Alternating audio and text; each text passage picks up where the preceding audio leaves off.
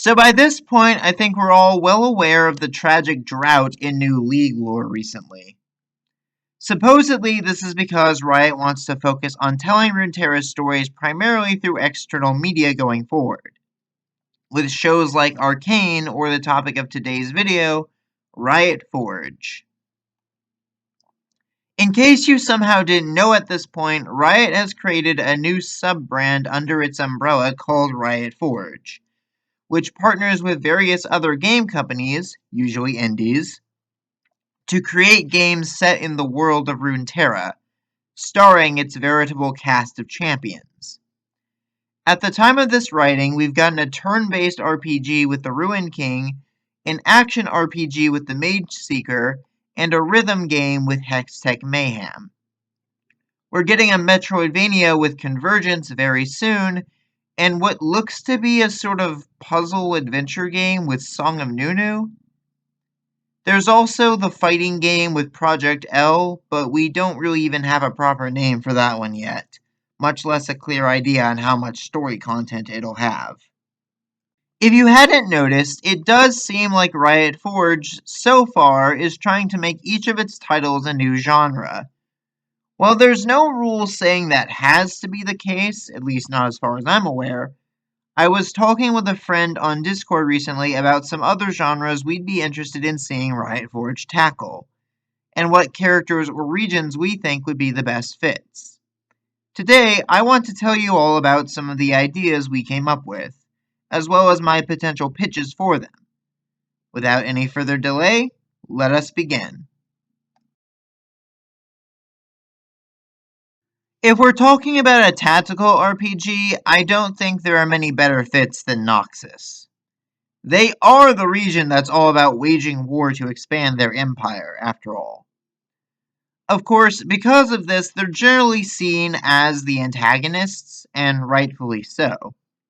Their ideal of strength above all includes putting might and victory above even basic morality most of the time. Child soldiers, undead soldiers, literal demon bargains. There's not much that Noxians won't do to triumph over their enemies. However, believe it or not, Noxus does still have a fair bit of nuance going on under the surface. Oh, they're tyrants, make no mistake. But they're not quite the same cartoonishly evil villains we had in the old lore, who built their capital on a literal skull mountain. Many Noxians do genuinely believe in the pseudo-meritocracy ideals that their motto is meant to embody.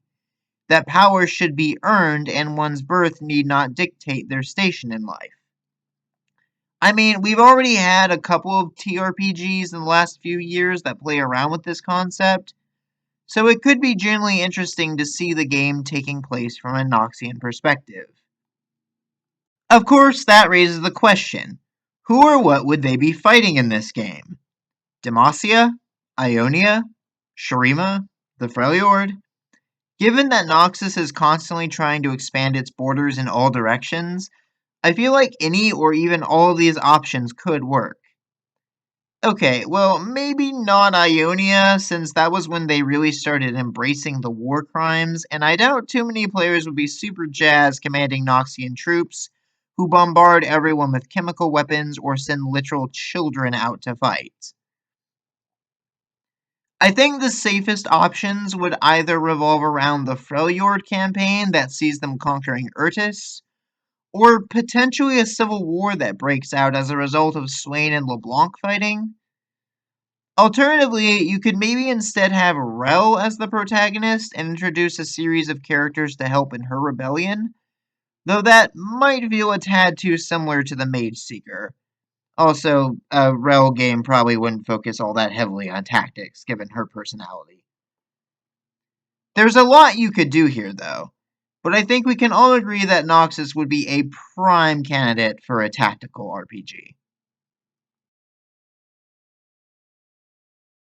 Fiddlesticks. Like, come on, is there any debate to be had here? Sure, there are other horror-themed champions, but Thresh and Nocturne have already gotten their time in the spotlight, and we're still waiting for Riot to figure out what they even want to do with Shaco. Fiddlesticks is prime for a horror game antagonist, and I already have the perfect pitch for it. A band of Demacian Ranger Knights set out to investigate a series of mysterious disappearances. Initially blamed on rogue mages, it soon becomes apparent that something much, much more sinister is taking place. You play as a rookie Ranger Knight, separated from your colleagues during the investigation. As you wander the woods in your attempt to reunite with them, you quickly come to realize that you're not so alone after all. The game, of course, revolves around you attempting to flee and evade Fiddlesticks as the ancient demon stalks you. I'm imagining Fiddlesticks would operate as a pursuer type enemy, sort of like the alien from Isolation or maybe Nemesis from RE3. The game takes place over the course of a single night as you try to find your missing comrades. Though, of course, your objective will eventually shift to simply escaping once it becomes increasingly obvious that they've already been taken. Perhaps for the sake of variety, we could have the setting transition from a forest to, like, ruins or maybe an abandoned settlement at some point. Also, given that Ranger Knights typically have, like, animal companions, maybe that could be incorporated as a gameplay mechanic somehow. Like a little animal buddy that can, help forewarn you when or if Fiddlesticks is getting close. Either way, I think you can all get the point by now. If done right, a Fiddlesticks horror game could be an absolute hit. Shurima, a land that has canonically been stuck in a civil war between Azir and Xerath for at least 2 decades now. Despite that, Riot has done precious little to show us how far either Ascended has actually come in their efforts to conquer the desert. Apparently not very, given that there are somehow random warlords around for Akshan to hunt, all holding their own individual territories.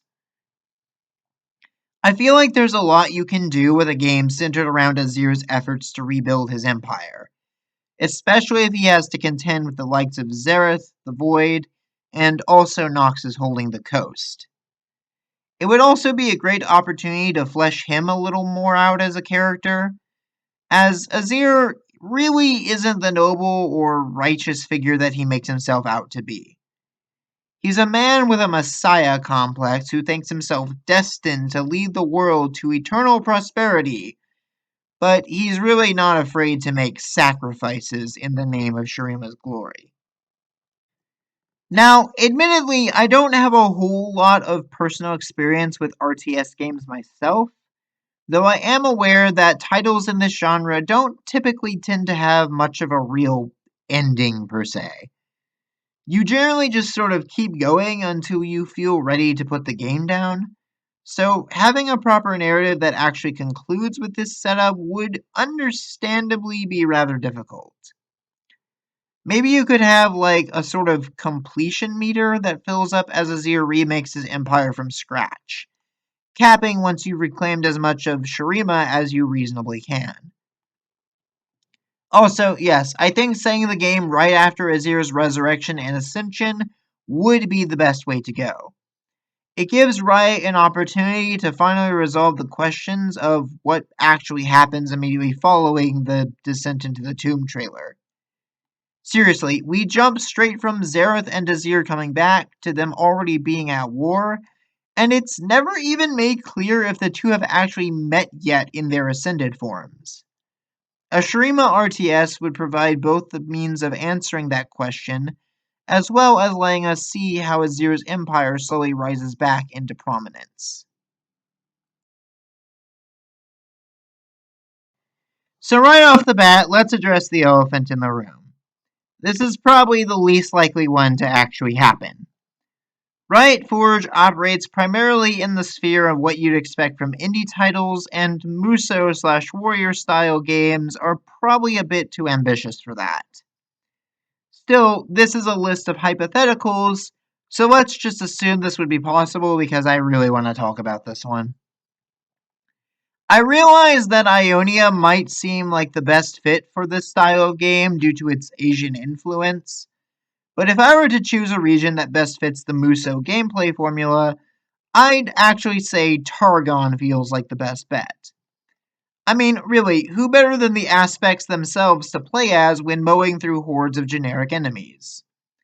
In most Warriors games, the act of mowing down massive hordes of foes tends to be somewhat of an exaggeration of what's actually happening, mostly for style.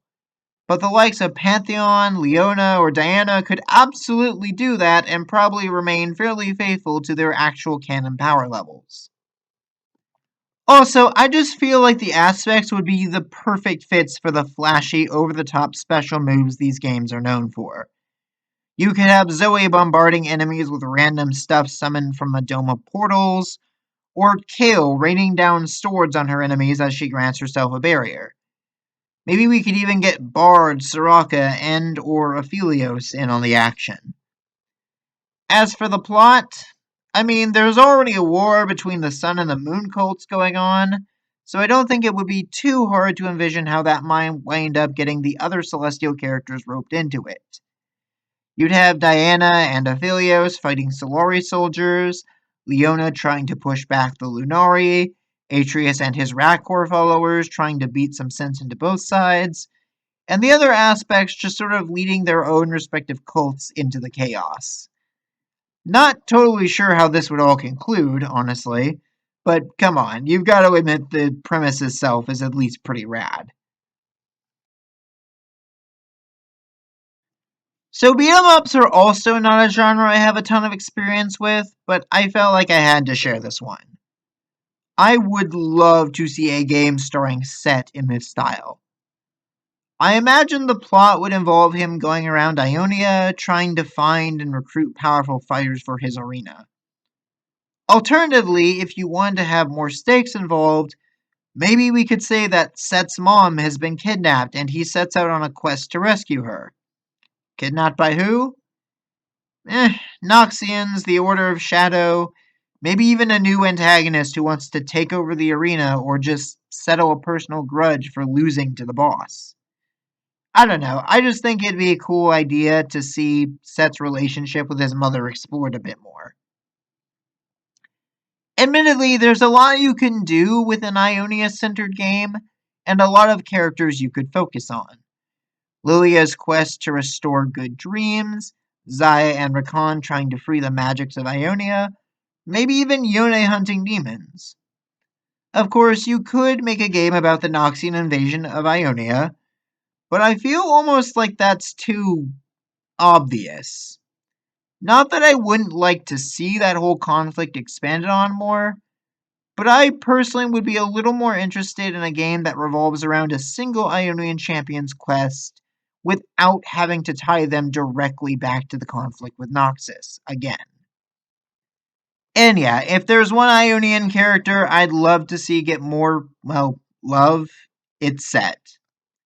Well, him or Lee Sin. Maybe Lee could actually appear in the game as a fighter for the tournament, or possibly an ally, like a player 2 of sorts. Not really sure why they'd be teaming up, but I don't feel like it'd be too hard to justify. Maybe Lee also has beef with whoever Set is fighting in this game, if we go for the kidnap mom angle. Either way, I think we can all agree that it would be rad to see Set in action some more.